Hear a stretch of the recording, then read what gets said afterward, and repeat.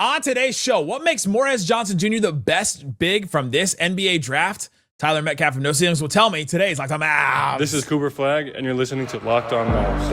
All five. Nothing as important as winning in sports. All about winning. And we'll win in Dallas. You are Locked On Mavs. Great, Rusty. Your daily Dallas Mavericks podcast. Part of the Locked On Podcast Network. All these changes. Your team every day. You know, I still got my dog, the White Pound. And welcome. You're Locked On to the Dallas Mavericks, your team every day. My name is Nick Angstadt. Today's episode brought to you by Odoo. Great organizations win because operations matter, and that's why you should get Odoo. Try it for free today at odoo.com/lockedon. That's odoo.com/lockedon. Today, Tyler Metcalf from No Ceilings, Locked On NBA Draft with No Ceilings are going to talk about the Morez Johnson Jr. pick because he was super excited about it, loved everything about it. We'll talk about the comps for Al Horford and Bam Adebayo. We'll talk about motor being a skill. We'll talk about what if it doesn't work? What will happen if Morez Johnson Jr. doesn't work in the NBA? And then he says something interesting about the fit between him and Cooper Flagg. Let's get into it. Welcome in Tyler Metcalf from No Ceilings, Locked On NBA Draft with No Ceilings. You guys crushed the draft as you always do. The live stream was super fun. I was dialed in, waiting, and then it was very funny to watch everybody go, all right, maybe they're going Nate Ament here. And then it was Morez Johnson. And then to see your face get so excited because you've called Morez the best big in the draft. You were super high on him. Metcalf, what got you to the point where you were like, man, I just love this guy? The defense and rebounding are legitimately insane, combined with the athletic tools and the motor and like the intangibles. It's like, okay, well, at like a baseline, this dude's going to play for a very long time in the NBA.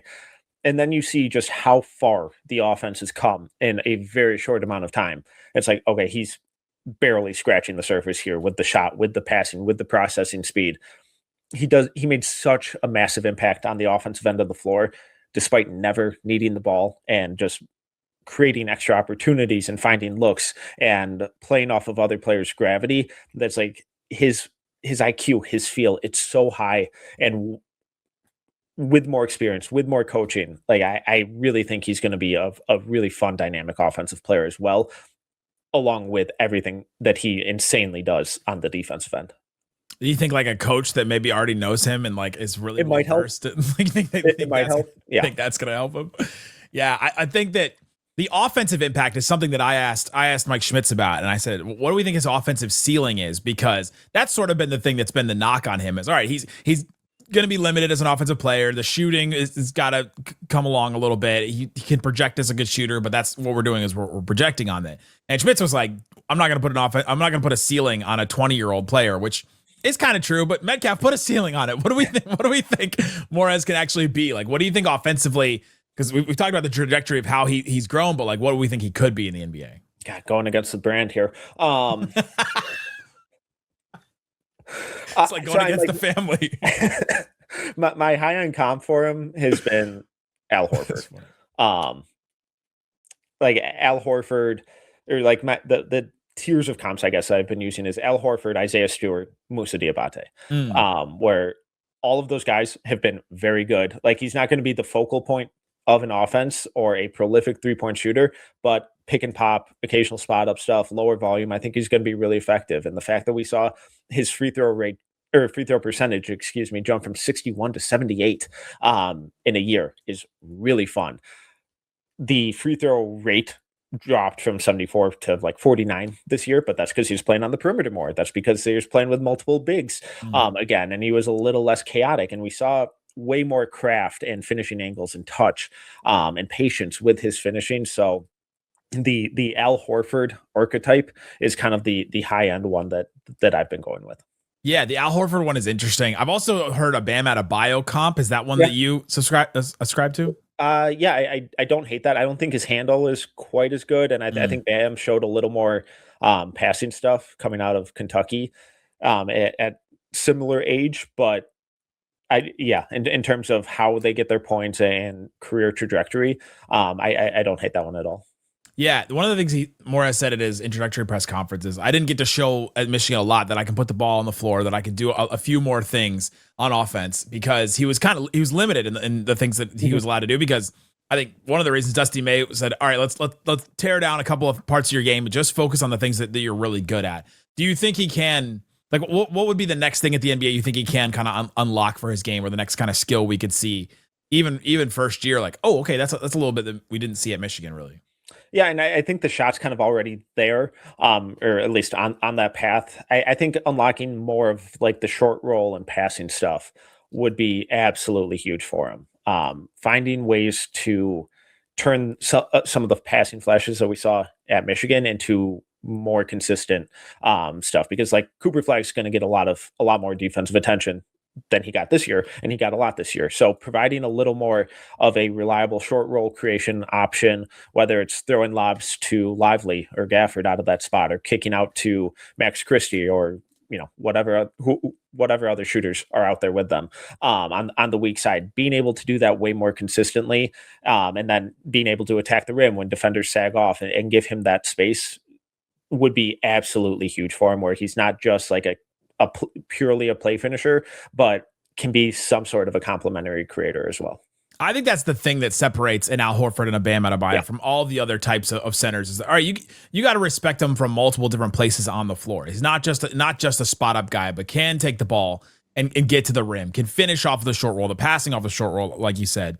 And that's something that we've seen Lively do really, really well at the NBA level, is passing out of that short roll. And then he added like the one dribble to the basket, like, one dribble and dunk kind of thing. And that adds a whole other level of gravity vertically to a team. And so I think that's super interesting. His jump shot is another thing that if you don't like Morez Johnson, which we do, but if you're a person that doesn't, you're like, oh, he can't shoot. Yeah. Like the jumper's not going to be there. But his coach thinks it can, and his coach even said before he was the Mavericks coach, before any of the talks or anything, that I think that he'll be a good shooter at the NBA level. What makes you believe that Morez will be a good 3-point shooter at the NBA level? First time I saw him in person was at Nike Hoop Summit at the end of his senior year of high school, and I was like, this dude sucks.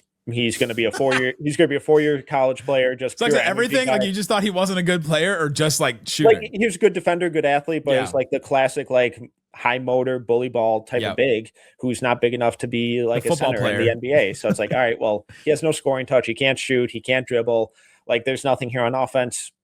He'll put up a bunch of rebounds and like interior finishing in college for 4 years. And then when he was with Illinois his freshman year, I got to see him in person when they came up here to Minnesota. And like that whole season, he was high energy stuff, defense, rebounding, crashing the glass. But then during warmups, the dude couldn't miss from three. And it's like, oh, the mechanics look different. And it wasn't just like he was screwing around during warmups. It was like dripping sweat, like full game speed stuff, like filling the corner in transition, pick and pop type stuff, running off his screens type stuff, like relocating on the weak side. So it's like, oh, he's like really, really working on this, and it looks good. Like, it's more fluid. He looks comfortable with it. And then we saw more of that emerge this year at Michigan in specific spot up, pick and pop type situations, low volume, still a lot of work to do. But the fact that we saw that type of growth combined with the massive jump in free throw percentage on double the volume, that's like really encouraging. So when I pair the journey that he's been on and what it's looked like over the last 3 years, it's like it's in a totally different spot right now. So why would I put a cap on where it could go in the next couple of years? Yeah. Explain your guys' method about looking at free throw percentage and free throw shooting and things like that, and projecting that to shooting at the NBA level. Yeah, and it's one of the more reliable indicators because it's kind of like your shooting mechanics and your shooting touch in a vacuum. So it's a good representation of mechanics, of shooting touch outside of, just at the rim. So there are a handful of indicators: 3-point volume, 3-point difficulty, 3-point percentage, obviously, floater percentage, free throw percentage, and all, they're all just like separate data points that feed into a single projection. And he at the combine shot pretty well. I mean, I remember specifically watching him in that star drill because Isaac loved him. Isaac kept talking about Morez all the time, and we watched him in the like agility drills and stuff like that. And I was like, oh my gosh! Then he caught my eye where I was saying, man, like this dude, he testing as well as a lot of the guards are, and he's this massive human. And then he did this star drill where you run to each corner and you have to, like, you basically run, you turn around and you take the three. And he shot, I think it was like 17 of 25 or something like that. His shot looked pretty good. And I was like, dang, well, this guy is like a little more than a 3-and-D type player. Yeah, and during those drills, he struggled in the first one, which I think was the spot up. And you could kind of see him in his head where after every miss, he's like, oh, come on. But then like once he got in the flow and like got moving and stopped thinking about it and just shot, it's like, oh, he can't miss right now. And I think that's really similar to a lot of guys who are going through a similar type of shooting development where it's like, stop thinking about it. I kind of relate it to like growing up and playing baseball. Like whenever you pitch and you're trying to aim the ball and aim the pitch, it's like it's never going to go where you want. You're overthinking it, and you're going to miss your spot all the time. But once you just relax a little and throw the ball, it goes exactly where you want it to go. It didn't work for all of us. Some of us it never went. Some of us it never went. That's why we're podcasting, Nick. That's correct. Can't do teach. If you can't teach, then you just talk about other people that do.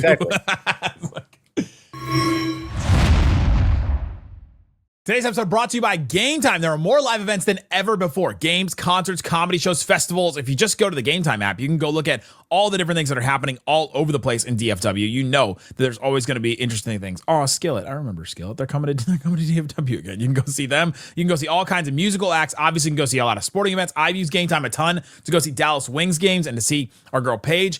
But sometimes it can be difficult to try and find a ticket that works on different apps.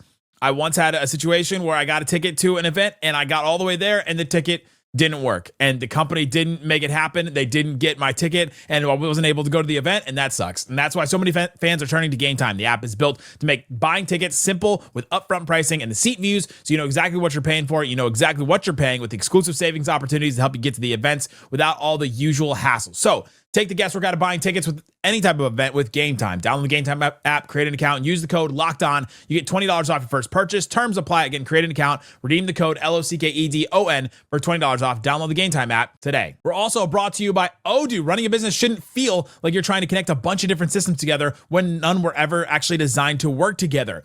This is like the Dallas Mavericks in their draft room or right now in free agency, trying to figure out what they're doing. You can't imagine if the scouting department's over here, the front office is over here, the advanced scouts, the college scouts are all in different places and they couldn't talk to each other. That could be your business. You got one app for accounting, one for inventory, another for sales, and somehow none of them talk to each other. That just isn't good business. That's where Odoo comes in. It's the all-in-one business software management software that brings every part of your business together in one powerful platform. From sales and accounting to inventory and marketing, everything works in one place, helping your team stay organized, move faster, and focus on growing the business instead of managing software, trying to figure out all that.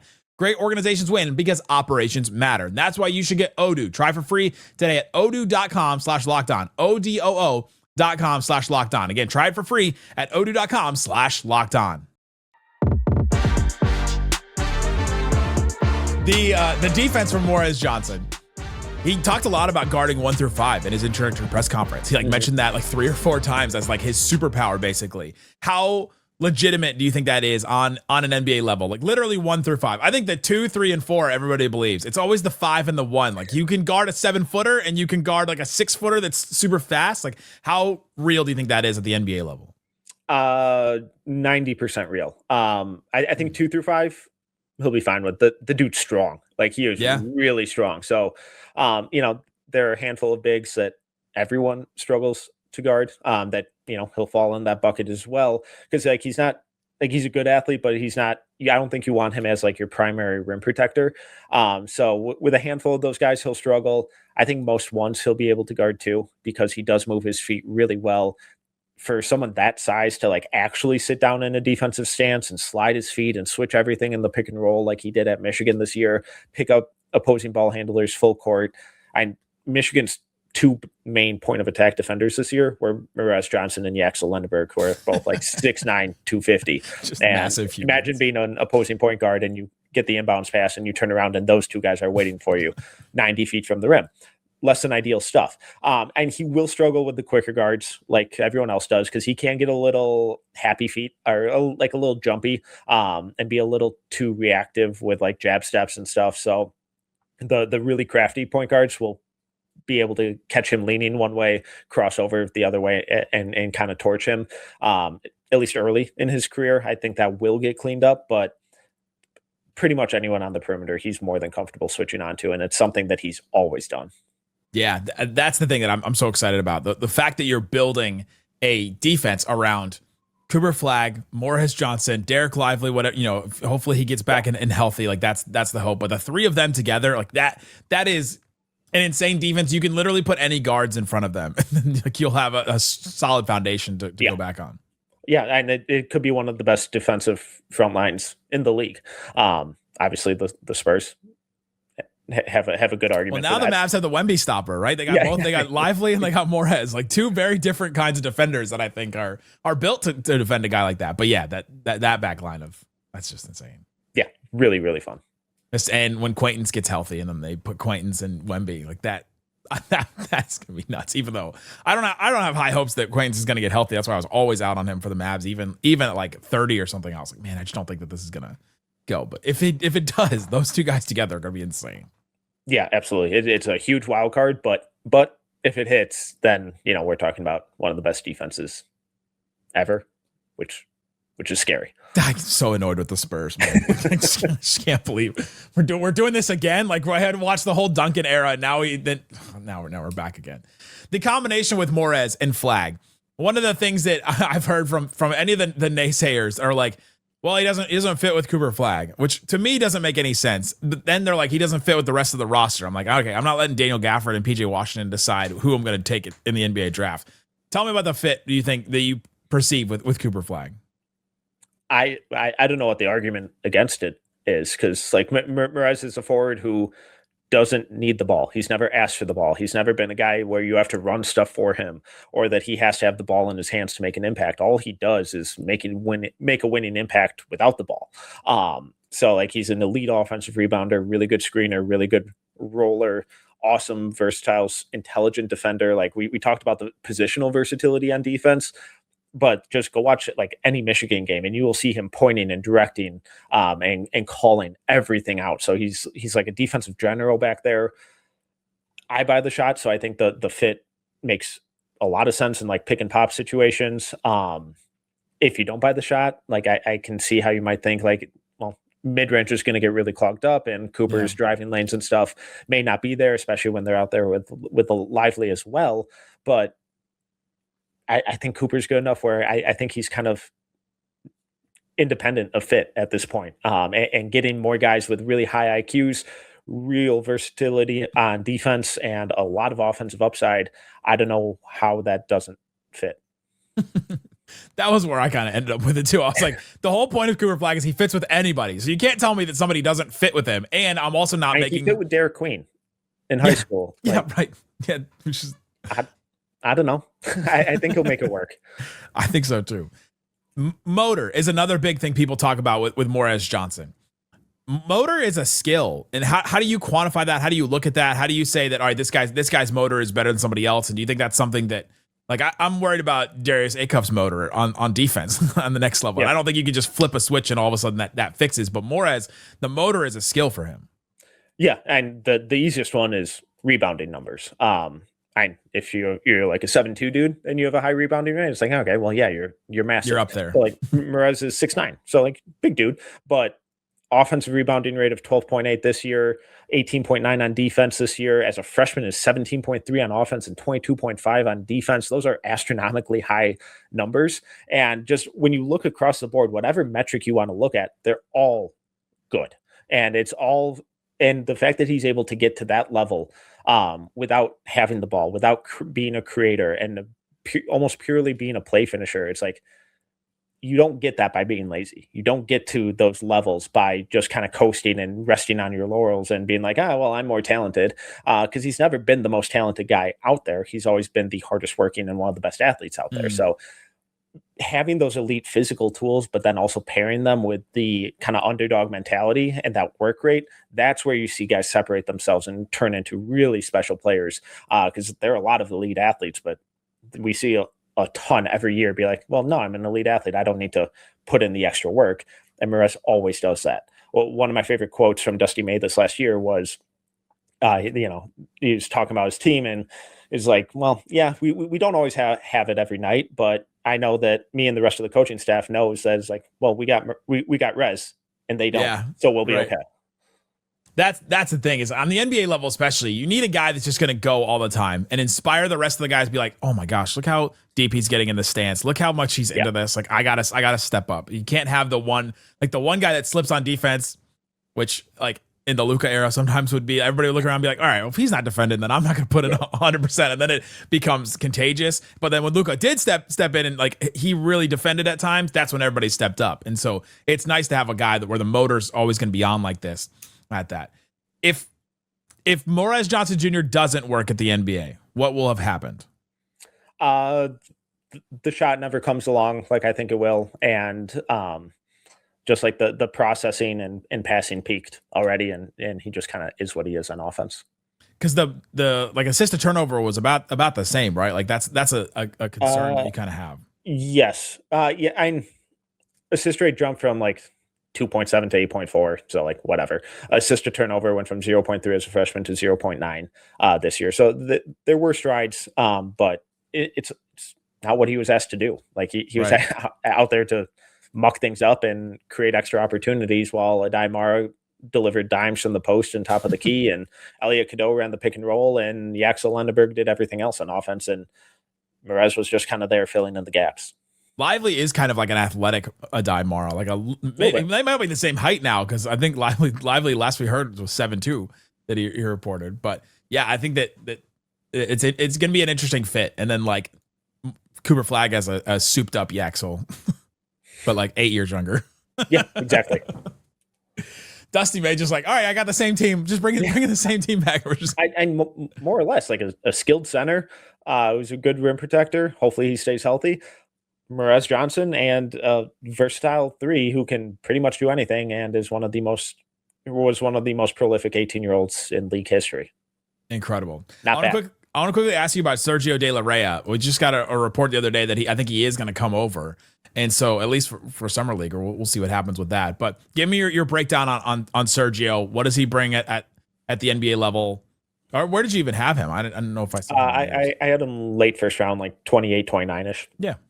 Really crafty point guard, like sneaky good getting downhill, good finisher, really fun playmaker with either hand, sees the floor really well, really creative in those situations. The shot has improved a ton. For most of the year, he was over 40% from 3, went on a little cold stretch these last couple of weeks. So I think he ended up around like 37, 38% on okay volume. But that's been the big question with him for me, at least is the shot. It's always been a little slower, a little more mechanical.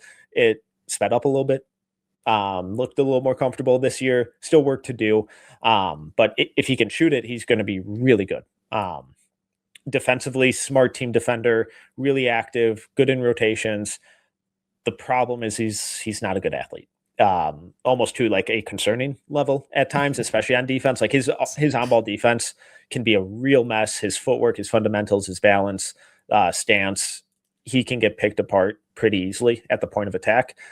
But he's 6'6". That measurement was huge for him because it should give him a little more malleability in terms of positions and being able to hide him off ball where that margin for error is a lot higher. But he's got to clean up the on-ball defense stuff. This all sounds very familiar to me.